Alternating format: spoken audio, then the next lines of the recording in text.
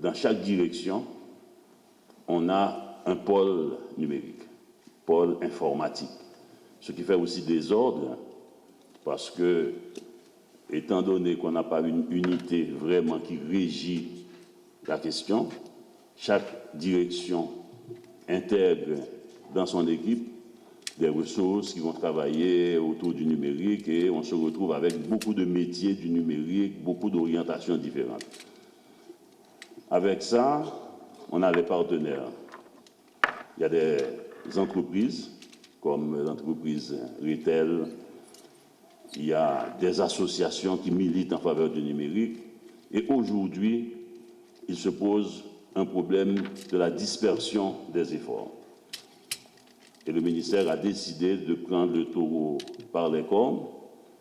Nous avons aujourd'hui notre premier moment pour se dire une fois pour toutes qu'il y aura après ces assises. On espère donc en sortir avec des orientations, en fait des propositions, des suggestions qui vont nous permettre de dresser vraiment une politique par rapport à lui-même. Vous savez que ces assises font partie d'un vaste mouvement qu'on est en train de mettre en place pour la définition d'une stratégie de formation. On a fait le 26 septembre 2014 un recensement des écoles et des établissements publics qui nous a permis de trouver dans notre base autour de 180 000 enseignants et près de 20 000 écoles.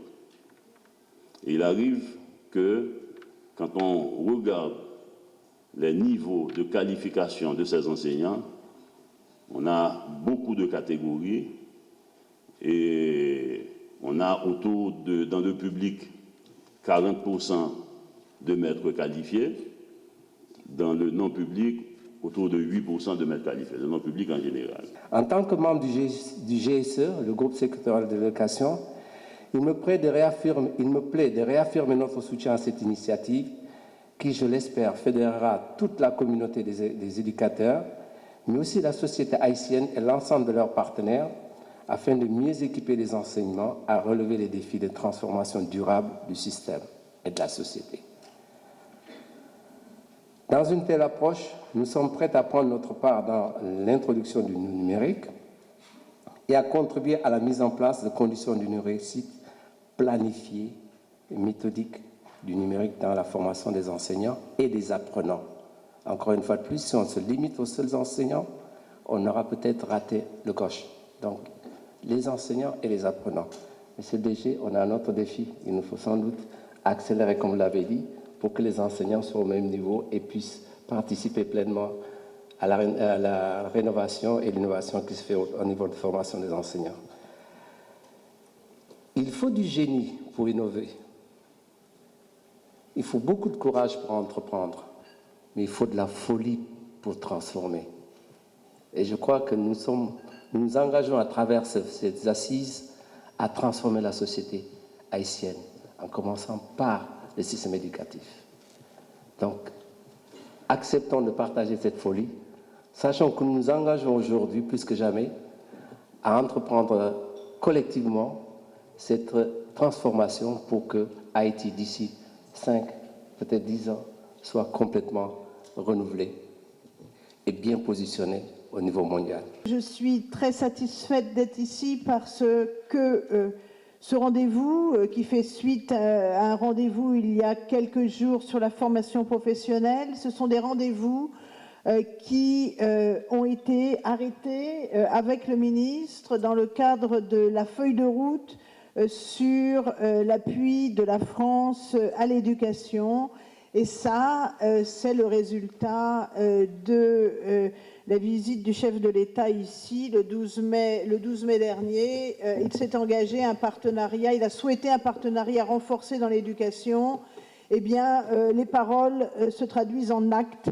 Et nous avions souhaité à l'époque, ensemble, pouvoir, dans ce qui va être une course de fond, parce que la réforme de l'éducation, c'est une course de fond, eh bien, on avait décidé de nous faire, à l'inverse, de ce qui devrait être logique. Ça, c'était notre part de folie. On a dit on va commencer par le sprint.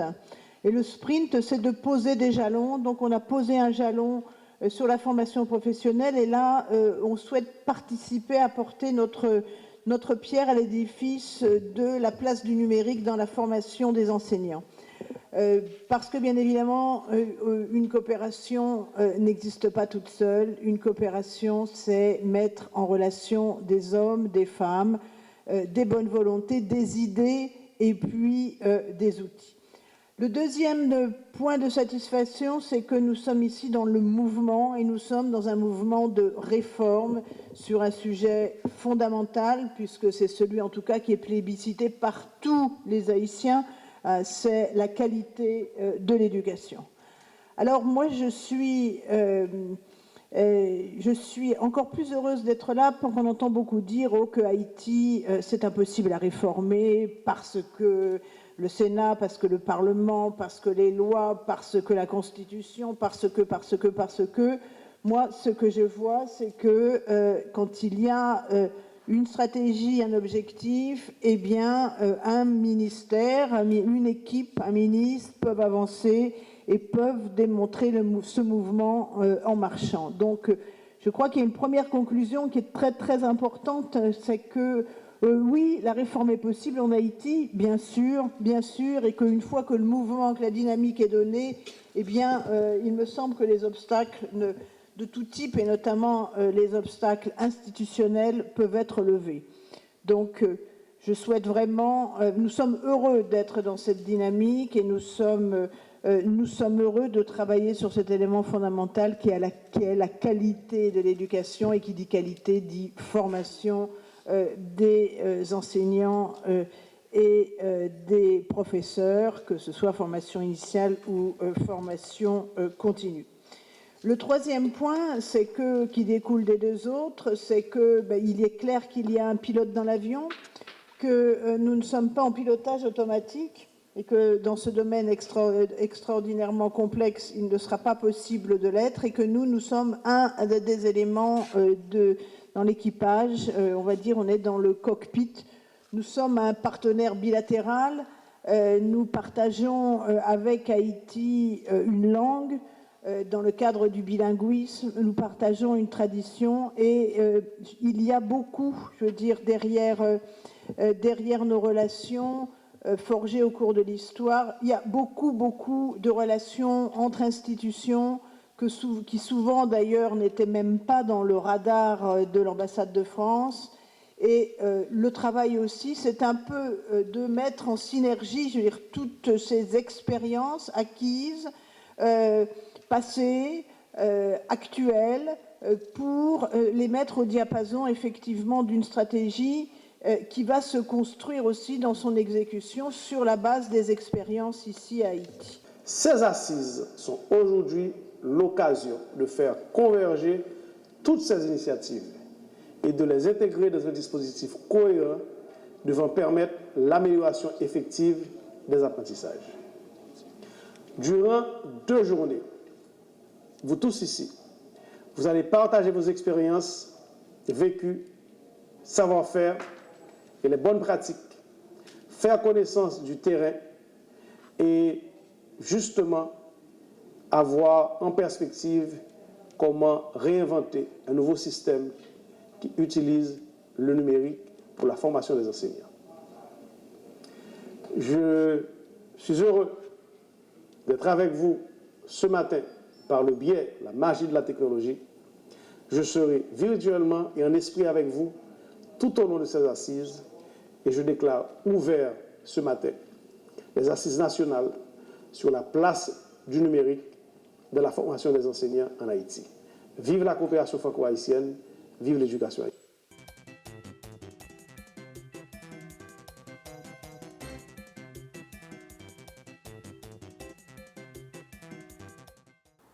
Un état des lieux que nous faisons de 2011 à Jodia sous paiement nous fait vers les écoles, et qui traduit par Brixao que nous voyons là. Il y a un rapport qui va concerner chaque département et qui va fait tout historique paiement nous fait dans l'école de 2011 dans début programme jusqu'à aujourd'hui. Donc, nous remettre un exemplaire à des représentants de la presse, à gagner un exemplaire dans chaque direction départementale, à gagner des exemplaires ici à tout au niveau du ministère pour que nous puissions consulter pour chaque école, nos directeurs d'école là, et les montants collectés qui viraient sous compte l'école de 2011 à nos jours. Il est évident que, comme nous avons fait des contrôles inopinés, pour l'école qui est en 2011-2012, par rapport à la déviation cause de la donne, n'est pas là, mais nous avons tous les paiements échelonnés 2011, 2012, 2012, 2013, etc., sur l'ensemble des paiements que nous faisons vers les écoles. Et ça, c'est une grande opération dans le sens du renforcement de la transparence, parce qu'il y a l'agent qui collectait, il faut nous montrer comment l'agent ça très clairement, sous papier, c'est pas dans parole, sous papier, qui côté l'agent Saradé et vers qui monde. Je dis à programme a continué, comme nous connaissons, à travers les écoles publiques. Écoles publiques, qui recevoir depuis l'année dernière clientèle première et deuxième année. Prioritairement, il y a quelques écoles privées que nous faisons exemption, que continué le programme dans la première et deuxième année, mais le gros du programme a fait sur première et deuxième année. Et nous connaissons tout et gagné un ensemble de contrôles que nous avons fait pendant le programme, et qui viennent aboutir à ce qu'un certain nombre d'écoles sortent dans le programme. Et précaution nous prenons, une fois que nous constatons l'école, que ce soit dans le niveau pédagogique, qui ne répond pas, par les professeurs qualifiés, conditions d'hébergement élèves exécrables, que vous pas respecter des délais que nous baillons, vous pas soumettre liste de formation de classe, liste de décision de fin d'année, eh bien, l'école, ça, une fois que vous pas propice pour prendre en charge un petit monde pays d'Haïti pour scolarité, nous retirons dans le programme et nous diriger élèves, petit monde, vers des écoles publiques pour que nous continuions à faire prise en charge. Nous sommes le ministère de l'Éducation nationale et de la formation professionnelle, nous ne sommes pas le ministère des Finances. Le ministère des Finances a cherché fonds, mettez à la disposition du ministère, même bien pour me payer tout employé ministère là, nous allons côté comme sorti. Okay? Le ministère des Finances fait des prévisions de recettes dans le pays, il fait des programmes et des dépenses, et nous-mêmes, sur la base de réquisition, nous faisons réquisition au niveau du ministère des Finances pour que le ministère des Finances finance, l'État haïtien finance son programme en direction des élèves d'Haïti. Donc, sous information, m'a ventilé, m'a dit combien nous recevons de Conatel, information disponible, mais ce n'est pas l'information principale pour nous parce que nous-mêmes, c'est le ministère des Finances. Donc, ces questions, tu as mieux adressé au ministère des Finances pour regarder les états de virement du Conatel et de la BRH vers le ministère. Moi, globalement, pour le programme qui a bien fonctionné, on a besoin autour de 100 millions de dollars américains. Et donc, pardon.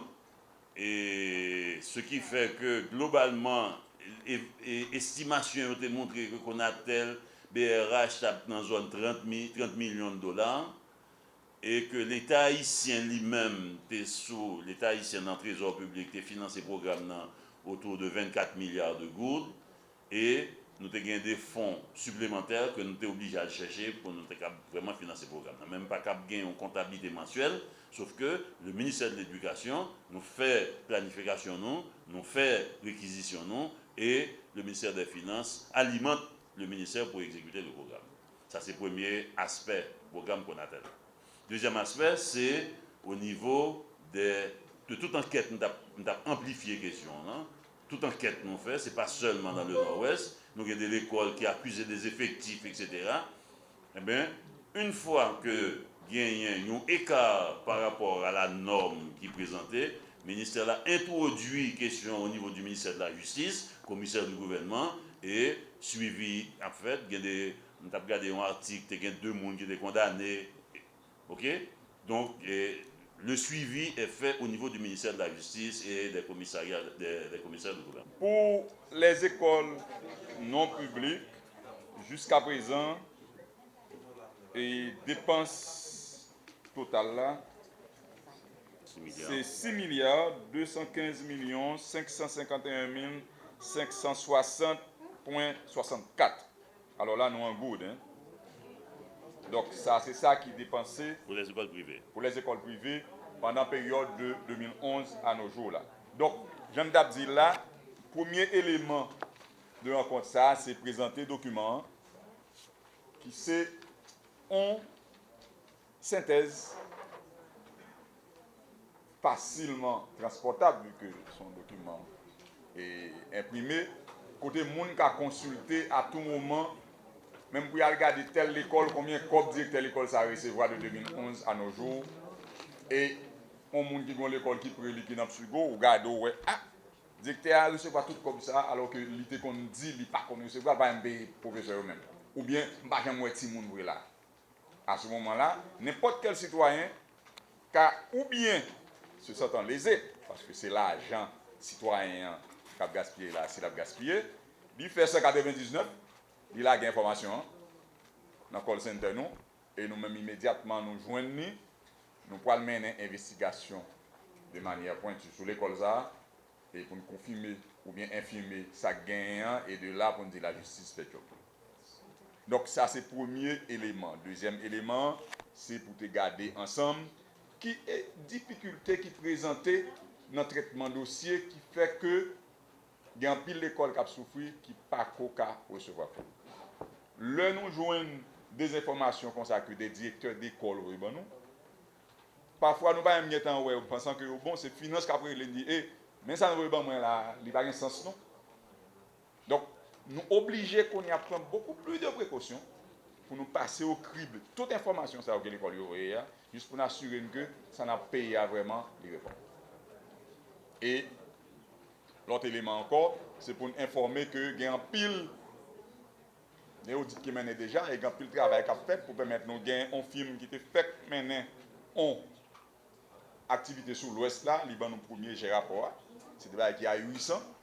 Il y a l'école nous avons payé 135 personnes l'année dernière 135 personnes et puis en novembre là, il y a 8 élèves. Nous avons 12 élèves. Donc c'est un rapport définitif là pour l'inspection générale là parce que y a une grosse responsabilité de l'inspection générale là, c'est à regarder au niveau légal qui est qui gagne entre ça la loi dit et ça moun appliqué. Et nous sommes un petit peu les gardiens du temple. Nous avons comment la loi appliquée et ceci dans tout élément qui concerne ce secteur là. Donc en gros nous t'as dit c'est ça, c'est n'a présumé conférence là et nous pensons que document yo y a un ensemble d'informations là dedans qui a puiser et qui a aider nous renforcer ça nos besoins pour nous expliquer peuple. Ah et déjà pour particulièrement commune Goumon et commune Carrefour, nous avons plus de 200 écoles qui mis à l'écart en attendant d'autres mesures. Et il y a quelques écoles dans l'Ouest qui carrément dans l'état où nous avons fermé. Nous avons dit, bon, ça va fermer carrément. Donc, nous, je les compte en attendant, il n'y a pas accès à compte ça, en attendant que nous avons fait screening pour nous confirmer ou infirmer suspicion, est-ce que le vérifier ou pas, à ce moment-là, c'est pour nous transmettre à la justice, ou bien c'est pour nous rebattre accès à la